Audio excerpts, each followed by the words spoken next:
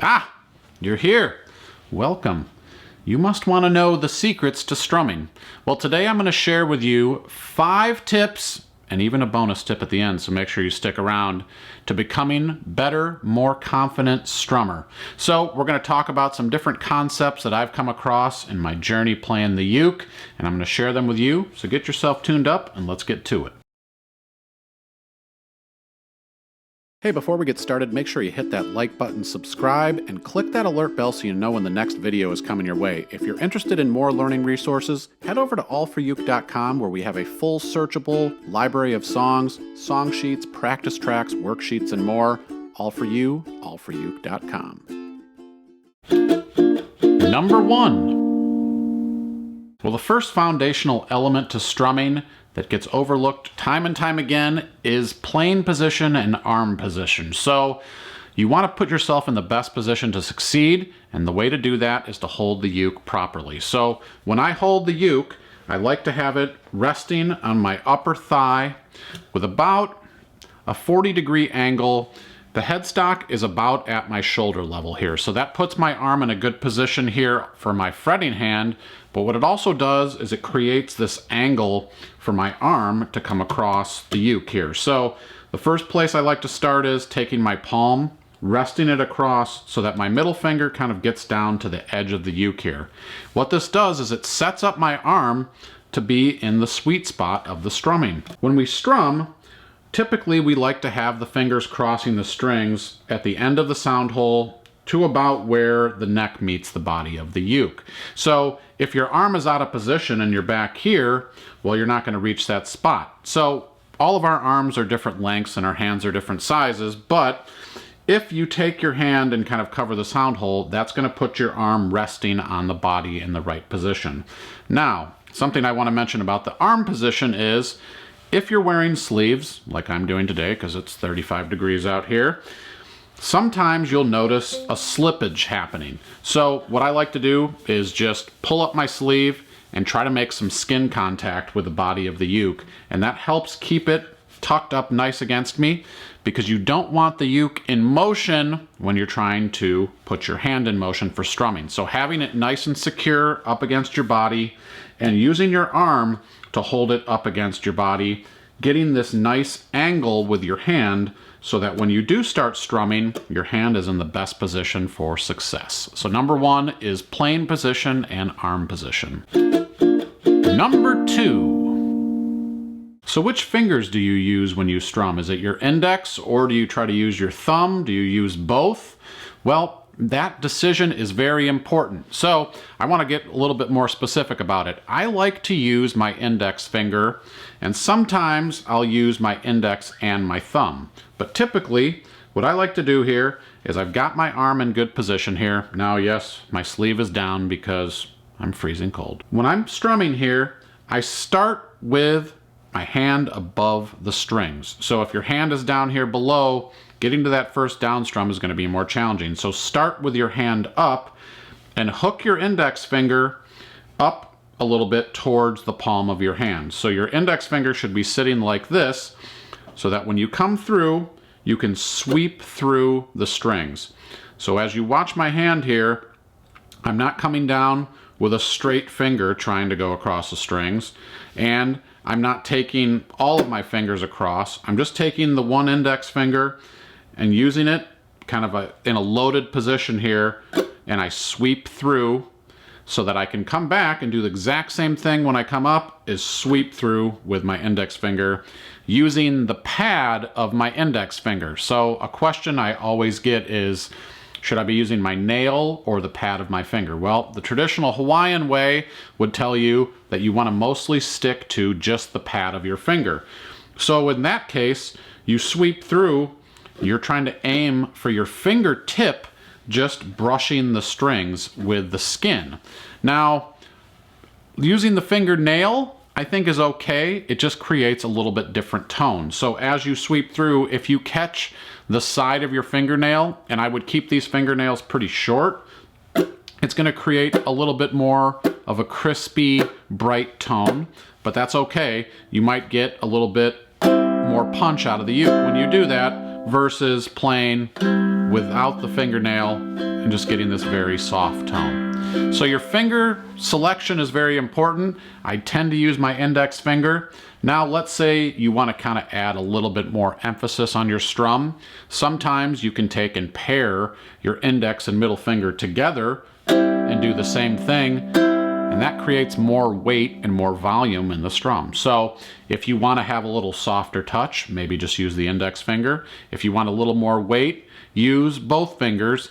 And if you want to use your finger and your thumb, you can go down with your finger and up with your thumb if that's comfortable to you. So for some strumming patterns, being able to use the fingers and the thumb together is a really valuable technique. For triplets, things like that. But the key component to remember here is you want to make sure that you're bending that index finger, sweeping it through, and trying to mostly connect with the flesh of your finger, not the fingernail. So number 2 is finger position and selection. Number 3. This is a big one. This is one I learned a few years back, and I'm glad I did because I was struggling with strumming. I couldn't figure out why I was always finding myself out of time or the pattern just didn't seem to work, and that's because of a term called subdivision. What subdivision means is that your hand is always going to be moving down and up or up and down, depending on the pattern, but typically, in this example I'm going to use today, is just down and up. So what that means is when you're strumming a pattern, for instance, we're strumming down, down, up, down, up. We go down, down, up, down, up. Well, no problem, right? Well, that pattern gets a little wonky if your hand is not always traveling down and up. So I'm going to go through this slow and talk through the pattern. So when I do down, well, I have another down strum coming. So I have to ghost strum back up to go down again, and then I do up, but now I have up, down, up to achieve in this pattern. Well, my hand has to travel down with a ghost strum, and then do up, down, up. So my hand, when I go through the pattern, down, down, up, down, up. My hand is always moving down and up throughout the pattern. So one way to start practicing this is just grab a C chord, here ring finger on the 3rd fret of the A string, and practice strumming down, up, down, up, down, up, and making sure that the entire time your hand is always going down and up. It doesn't matter what the pattern is, even when you're not actually strumming the strings, your hand should be in motion. So if you ever find yourself when you're strumming stopping to get to another strum hit, that's your cue that you need to work on subdivision. So something that I like to do to kind of really work on this is counting along with as I strum. So when you're in a 4/4 time signature, which a lot of times when you look at a piece of music, you'll see either 4/4, 3/4, 2/4, 6/8, some odd time signatures on there.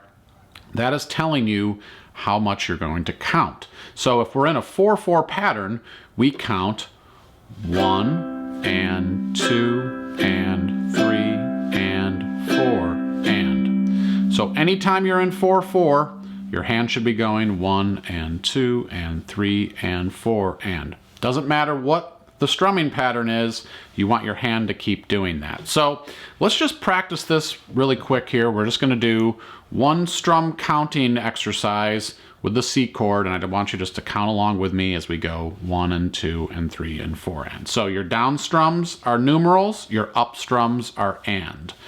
So 1, 2, 3, 4. 1 and 2 and 3 and 4 and. Now let's say we were in 3/4 time. We would do the exact same thing, but we would start with a 3 count in and do 1 and 2 and 3 and. So 1, 2, 3. 1 and 2 and 3 and 1 and 2 and 3 and. So these couple of components here are some things that you really need to work on as you're trying to develop your strumming technique. Make sure that you spend a little time counting, spend a little time thinking about subdivision. And if you ever feel like there's pauses happening in your strumming, go back and make sure that your hand is always traveling down and up as you strum. If you're digging the sound of my uke, head over to allforuke.com/shop. You can have a Kali ukulele for yourself. When you buy your Kali ukulele through AllForUke, you're supporting us, and we really appreciate it. Make sure you check it out. Concerts, sopranos, tenors, baritones, a wide selection of accessories, capos, and more. All for you, allforuke.com/shop. Number 4. This is another big one, and it's just simply playing and practicing slowly at first. So when you first learn a strumming pattern, whether it's the island strum or a more complex strum, you really need to focus on going slow. And to make sure that you're going slow, I like to use a metronome. So when you get the metronome involved, now you can actually set a tempo that's not going to change. Now think about it. You're sitting practicing the uke, you're working through chords. Do you really have any concept of the time that you're in? Well, without a metronome, unless you're really good at counting and really good at time, it's going to be hard to stay consistent. And the best way to really build your speed is to start at a low point with a metronome and gradually build your speed with the metronome tick. So let's try an example with a metronome now. So I set the metronome at 60 beats per minute. We're just going to do a down, up pattern. So again, I'll be counting 1 and 2 and 3 and 4 and I will count us in with the metronome. So just going to hold a C chord here, keep it nice and simple on the fretting side. So 1, 2, 3, 4. 1 and 2 and 3 and 4 and 1 and 2 and 3 and 4 and. So nice and slow. Well, let's say I'm getting pretty comfortable, confident with that strumming pattern now. I've got a good handle on the speed. I'm subdividing. Well, now I bump up the tempo, and I'm going to bump it up to 70. Now, I typically wouldn't go up 10 beats per minute. I would say maybe go up by 2 or 4 clicks if you're going to do that. But for the playing example here, we're going to go up to 70. So same thing. 1, 2, 3, 4. 1 and 2 and 3 and 4 and 1 and 2 and 3 and 4 and then finally, I'm going to bump it up here to 90 so you can kind of hear what that sounds like at a little faster tempo. 1, 2, 3, 4. 1 and 2 and 3 and 4 and 1 and 2 and 3 and 4 and 1 and 2 and 3 and 4. So the metronome is a great way to build speed. But the key thing here is you want to make sure you start slow, because when you start trying to play rhythm and you go at it and you just try to go right at the song tempo, sometimes technique can be compromised and you don't want to do that. You still want to make sure you're subdividing, you're making sure that you're in good playing position and that you're working through the progression nice and slow.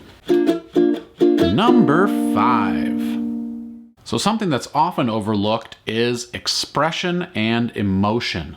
So you've probably heard some people strum before and you thought, wow, that sounds so beautiful. How? Well, there's these little things that you can add to your basic strumming pattern that are going to make it feel more lively and emotional. And those things can be a combination of things. We have dynamics, which is the first one. So what dynamics means is changing of the volume. So let me play something without dynamics here. So this is just monotone strumming, same volume the entire time. Now I'm going to add dynamics to the strumming pattern, which means I'm going to change the volume level as I go here. So what I'm going to try to do is create kind of a sweeping up and sweeping down curve with my strumming now. So to do that, I add a little bit more weight to my strumming hand. I'm not going to strum faster or slower. I'm going to strum a little more intensity-wise. So here again, same thing, starting low.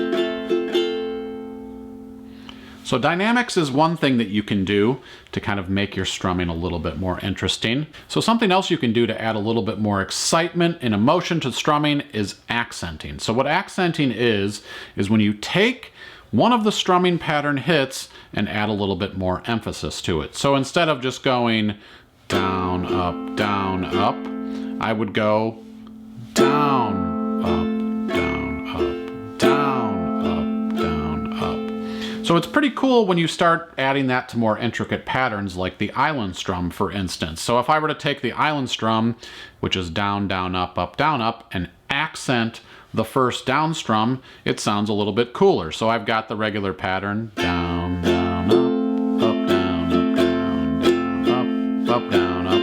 Now if I accent that first strum, I have down, down, up, down, up, down, up, down, up. So you can place those accents in different places on the strumming pattern, which will sound pretty cool. And the last component here that we're going to talk about is muting. So muting or chucking is when you actually just strum the strings, but they don't make any sound. So if you do that with a strumming pattern, it can be pretty cool to take, for instance, the down, up, island strum and turn that into now that sounds a little bit more rhythmic and fun, but all I did was, instead of just going down, up, down, up, I added down, mute, up, then up, mute, mute. So I added 3 mutes to that strum. So now it's down, mute, up, mute, mute, down, mute, up, mute, mute. And I have a video that's fully dedicated to muting and chucking. I'll leave a link in the description to that. But know that you can do this with any variety of strumming patterns. Up, mute, up, down, up, mute, up, down, up, mute. Lots of cool different things you can do to add rhythmic elements to the strumming. So adding expression, adding emotion with these different little things here is going to add a little bit more life to the strumming pattern. And the bonus tip, as promised, is stay loose, stay relaxed, and stay in that happy, confident mindset. So when you're strumming, the biggest thing to avoid is having a lot of tension in your hand, your wrist, your arm. It all ties together. So before you get going, I like just to kind of take and shake my hand out, make sure that I'm loose. If I feel like, I'm kind of fighting against the strings, that's a good point to kind of take a deep breath, relax, and reapproach it. So when you're using this approach, as you can see, I'm not really just strumming through with my fingers. I'm definitely not going to strum with my arm, but my wrist and my hand are turning to kind of get that nice strum through and swing my finger through the strings. So my bonus tip to you is smile, stay loose, stay relaxed, and all of the components that we talked about in this video are going to go smoother if you do that. Well, thanks for joining me. I hope you've enjoyed these strumming cheat codes that I've shared with you. If you have any questions, leave them in the comments below and share your experience. What has your experience been like when you've been strumming? Are there certain patterns that challenge you? Are there certain components to strumming that challenge you? Let me know in the comments below. I'd love to hear from you guys. Also, make sure you go to AllForUke.com where I have a PDF with some more information about strumming and strumming exercises. We also have a full series dedicated to strumming. I'll leave a link to that in the description. 7 days of strumming. How many times can I say strumming? Thank you so much for watching. My name is Kevin. I'll see you next time.